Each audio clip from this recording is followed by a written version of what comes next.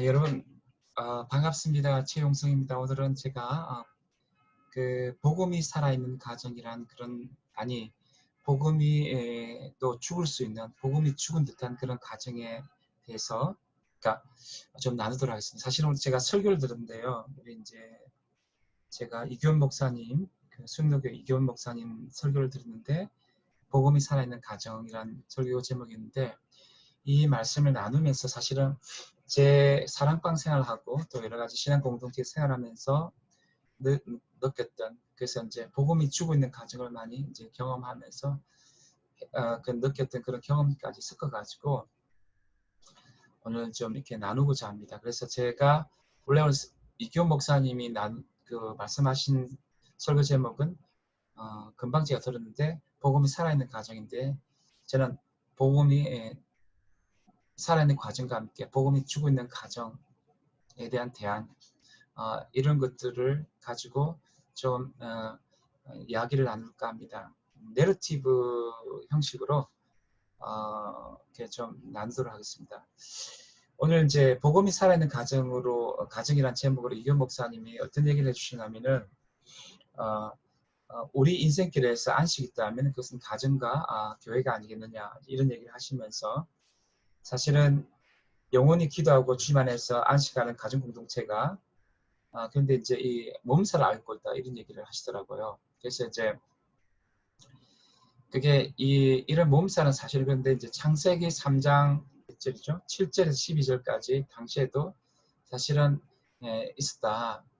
그래서 이제 아담과 이브의 관계가 죄로 말미암아 깨어지면서 서로 실생에서 부끄러워하면서 관계가 이제 깨어지고 방어 기제를 쓰면서 남 탓으로 책임 전가하고 이렇게 하면서 친밀함이 막 깨어지고 이제 그런 어떤 아픈 가정의 모습도 이제 당시에도 있었다 그런 얘기를 하시더라고요. 그래가지고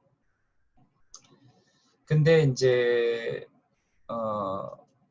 오늘날에도 이런 것이 이제 문제가 되고 근데 이제 이 가정 안에는 처음 이제 강조하는 게 친밀성을 얘기하더라고요. intimacy.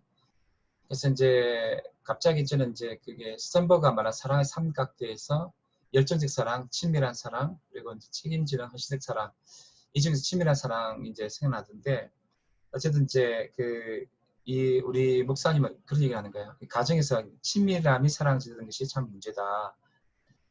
근데 이제 신앙적 차원에서 하나님과 친밀함이 사라지면 신앙이 역동적인 신앙이 아니고 종교 생활이 되듯이 가정에서 이렇게 친밀함이 사라지면은 뭐냐 하면은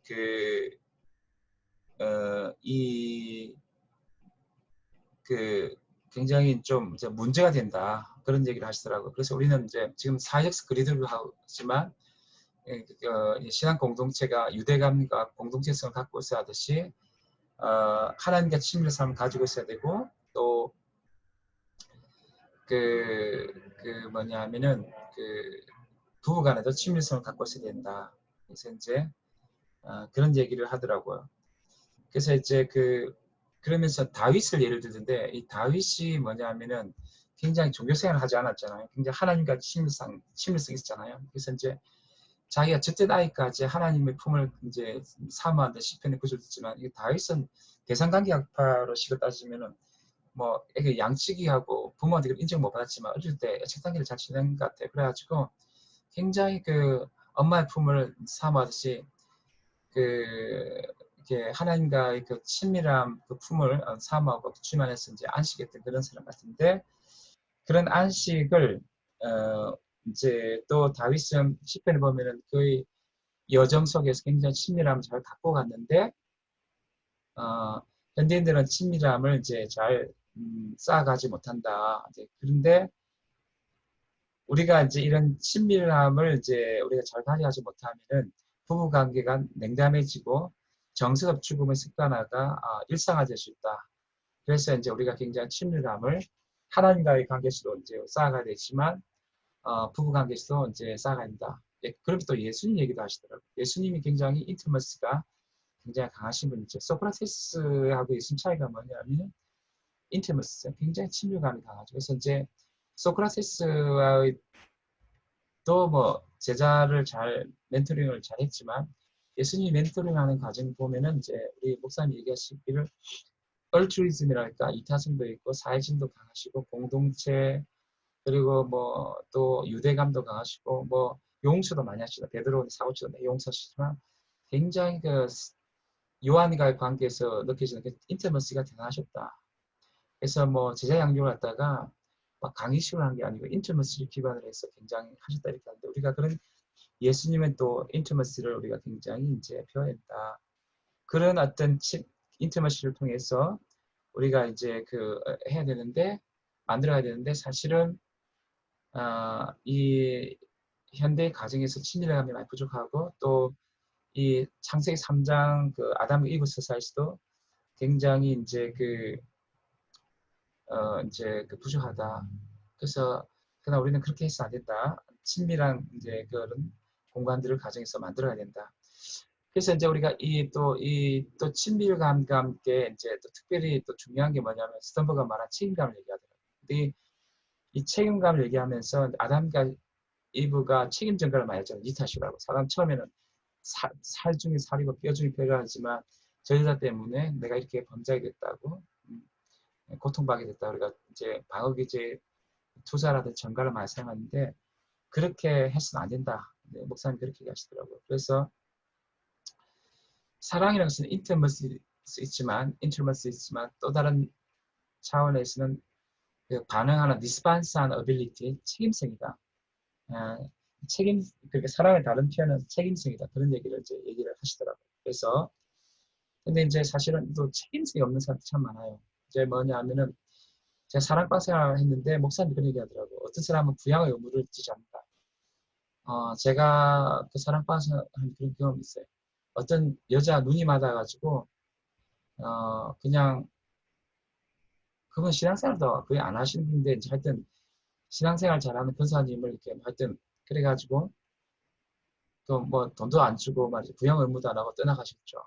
그분 참 힘들게 사셨는데 그리고 뭐 부부 또 가정폭력 하시는 분도 있었고 그분도 신앙에 이제 처음 가지고 그런 것도 있었고 그리고 그냥 가사나 양육을 안 하는 그런 여자도 있었어요. 신앙을 가지는데도 가사나 양육의 의무를 여성이 물론 남편도 가사나 양육의 의무를 이제 줘야 되겠죠. 그런데 거기서 직장생활도 안 가지면서도 가사 양육을 안 하고 굉장히 나르시스트된 그런 신앙도 있었는데 목사님 하시는 말씀이 그 부양의 의무와 함께 가사 양육의 의무를 책임지는 것이어야 된다. 그래서 오리발 내밀면 안 된다. 그래서 특별히 교회 안에는 이런 얘기 하더라고요. 이제 뭐 가정에 문제 있으면 목사는 자신이 자기 때문이다. 자기 은혜를 설계를 못해서 그런 가정의 싸움, 부부 싸움이 많다. 그런 식의 책임 의식을 많이 가져야 된다. 너무 오버하신 것 같아요. 특히 목사님이 가정의 부부 싸움하는 것까지 책임을 져야 되는지. 근데 그 정도여야 된다는 거죠. 그러니까 내가 설교를 은혜를 못해가지고 그 가정이 좀 뭐 그렇게 되지 않는가 그런 식의까지 책임의식을 가져야지 자꾸 남한테 책임을 전가하면 안 된다 그런 얘기를 하더라고요. 아주 감동 먹었고요. 그래서 이제 사실은 이제 목사님 얘기하지 않았지만 제가 이제 우리가 페미니즘을 제가 좋아하는데 페미니즘 같은 경우는 이제 보통 우리가 뭐 낙태라든지 모든 뭐 재생산이라든지 성적 자기 결정권 자율성 언어로 얘기할 때 많고 권리 언어로 얘기할 때가 많은데 물론 기독교 그렇게 했지만 특별히 차이 나는 것은 이제 목사님이 아니 페미니즘 언급한 건 아닌데 굉장히 기독교는 책임의 언어를 가져야 된다. 책임의 윤리학을 가져야 된다. 그런 얘기를 하시더라고요. 가정에 대해서 끝까지 책임져야 된다. 그러면서 이제 자기가 생각할 때 목사님이 말씀은 결혼 정년기는 언제냐.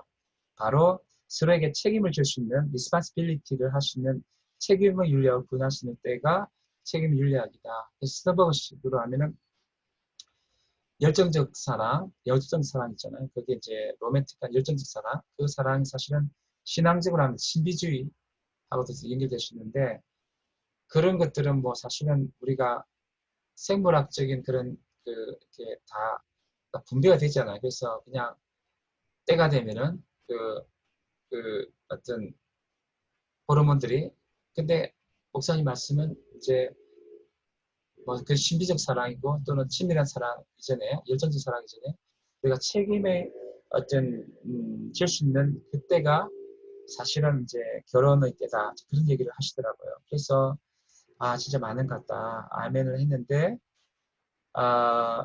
그 결혼 전령기는 책임을 질 수 있는 때다.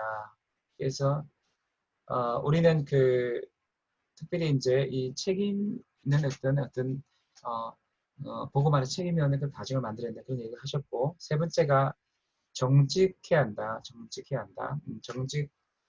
정직성을 기반으로 해서 이제 특별히 친밀성을 이제 만들어가야 된다. 이렇게 얘기를 하시더라고요. 그래서 이제 어떤 맥락 그런 얘기를 하시냐면 아담과 이브가 굉장히 타인에게 죄를 전가하고 방어 기제를 이제 나쁘게 썼잖아요.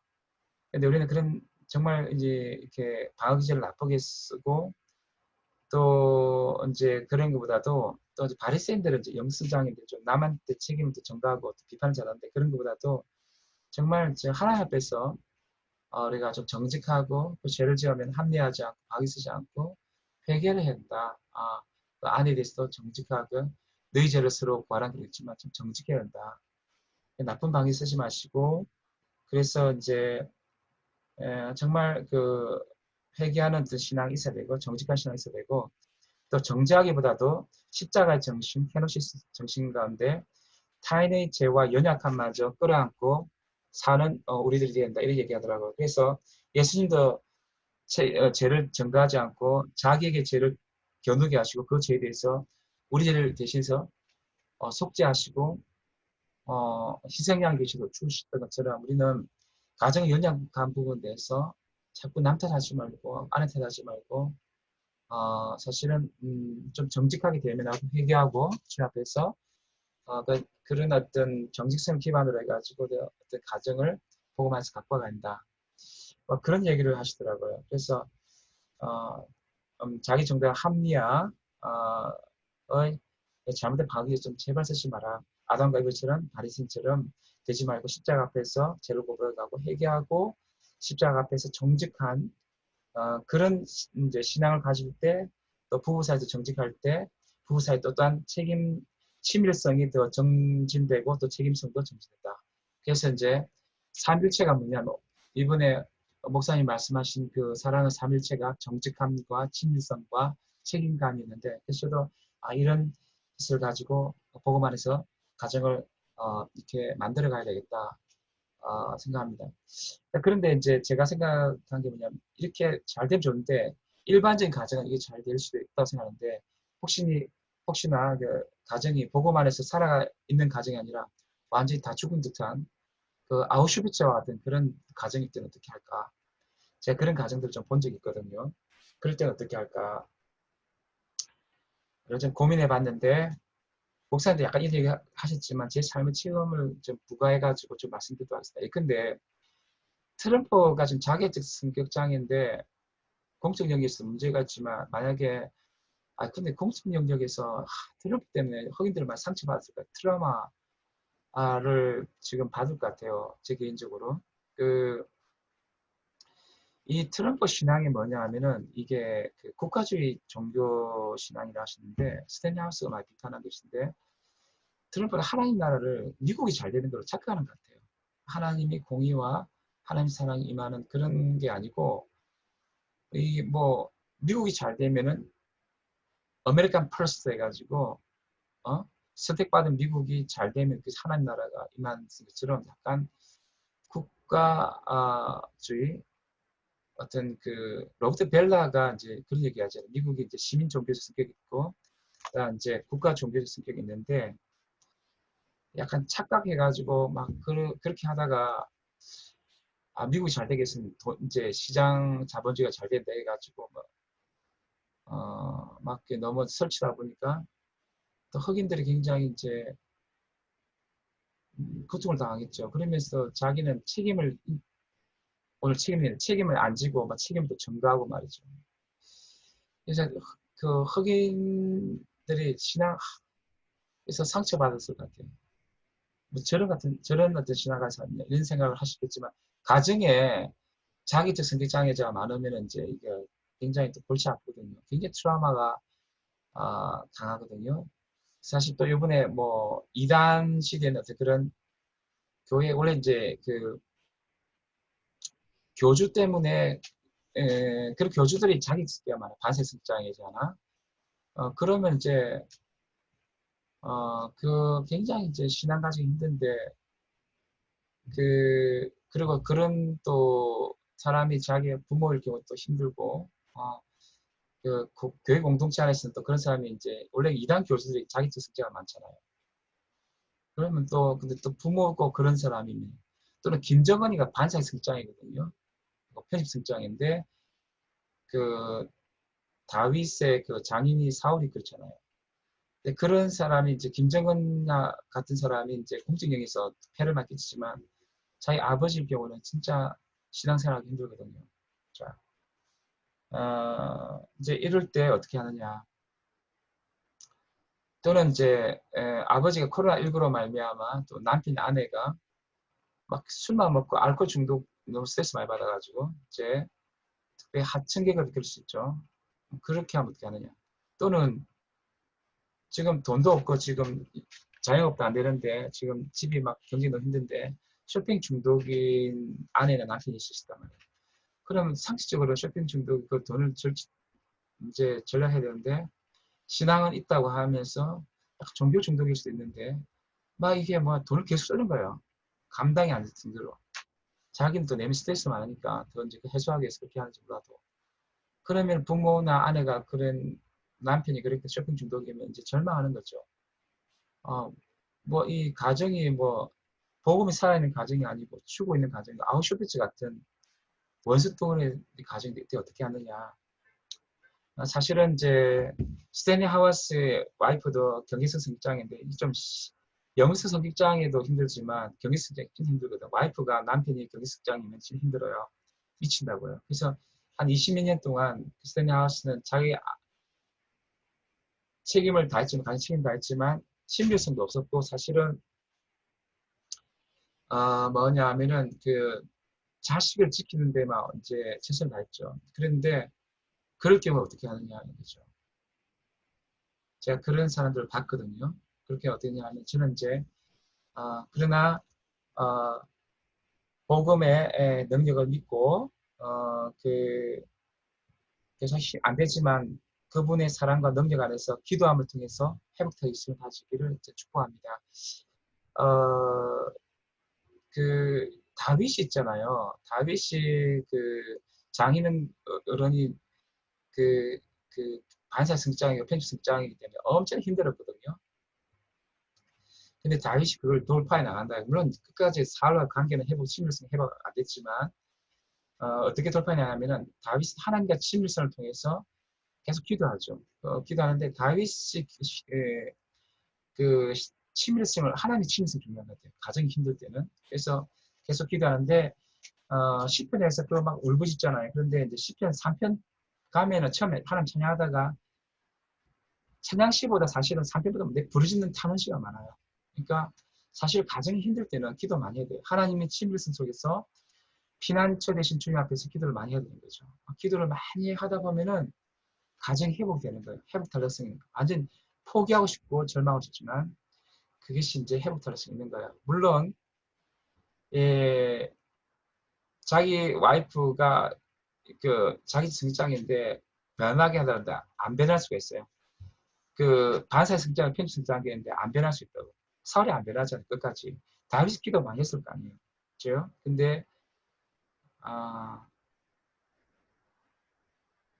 물론 이제 다윗이 나중에 너무 힘드니까 뭐 저주까지 하더라도 하지만 자 그런데 어쨌든 그런데 기도를 하면은 하나님이 그 가정이 회복되어서 줍니다.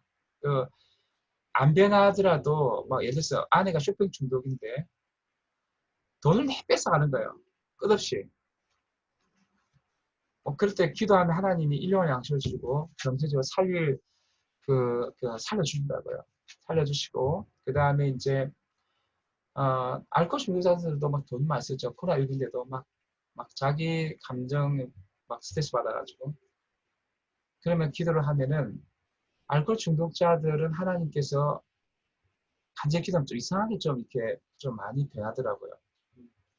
알코올 중독자들은 그 회개하고 주님 앞에서 일반적 상담 기법보다도 막 기도하고 이렇게 보면 같이 어떻게 교회에 참여해서 막 금주철에서 기도 이렇게 하면은 눈물 흘리면서 하면 알코올 중독자도 많이 바뀌고 그럴 수 있어요. 근데 혹시나 또 안 바뀔 수 있어요. 가정이 좀 이렇게 남편이 인격장애자거나 그 쇼핑 중독이 이렇게 하는데 안 바뀔 수 있어요. 그러나 기도하면 하나님이 그 가정을 쪼개지지 않고 자식들을 지켜주시고 자기를 지켜주시고 경제적 어려운 것들 지켜주시고 그런 것들을 제가 봤거든요. 그래서 정말 우리가 복음 안에서 살아있는 가정을 만들어야 되는데 그렇게 안 될 때가 많아요. 제가 아까 뭐 바람 피고 도망가신 분, 또 가정이 코로나19인데 안 그래도 스트레스 받는데 자기가 감정 조절 안 돼가지고 또 가정 폭력 하시는 분도 있고 또 쇼핑 중독도 있고 인격장애도 많고 그렇고 또 관련해서 트라우마도 옛날에 많았고 그랬을 때 어떻게 하느냐, 그분을 신뢰하고 우리가 이제 기도하면은 하나님이 그 남편이나 아내가 안 변할 수도 있지만 경제적인 고통에서 살려주기도 하고 또 남편 아내가 변하기도 하고 또 하나님이 살려주시기 때문에 여러분들이 그냥 죽어가는 가정을 포기하지 마시고 그냥 어떤 페미니스트처럼 그 페미니즘도 이게 자기 정당화 신앙 갖고서도 뭐 이렇게 논리가 될 수 있어요. 신앙의 서사보다도 그냥 자율적 선택해서 그냥 가정을 그냥 해체하고 포기할 수 있는 거죠. 그렇게 하지 마시고 또 기도하시고 또 하나님께 그분 앞에 아뢰면은 하나님 피할 길을 주신다고 했잖아요. 고린도전서 13장에. 그리고 사실 다윗의 피난처가 되신 하나님께서 탄원하고 막 기도할 때 시편에서 가장 많은 게 탄원시입니다. 찬양시가 아닌데 여러분. 다윗의 탄원시입니다. 그때 하나님이 다윗을 건져주시잖아요. 그러면 여러분들을 건져주시고 가정을 건져주시고 또 피할 길을 주시는데 제가 얘기하고 싶은 것은 여러분 뜻대로 되는 건 아닙니다. 그 남편이 안 들어올 수도 있어요. 인격장애가 안 나을 수도 있다고. 제가 진짜 기도 많이 했거든요. 근데 안 났더라고요. 안 나을 수가 있다는 거예요. 또 알코올 중독은 또 낫더라고요. 그럴 수도 있어요. 그렇지만 하나님 도와주십니다. 그래서 가정을 포기하지 마시고 여러분들이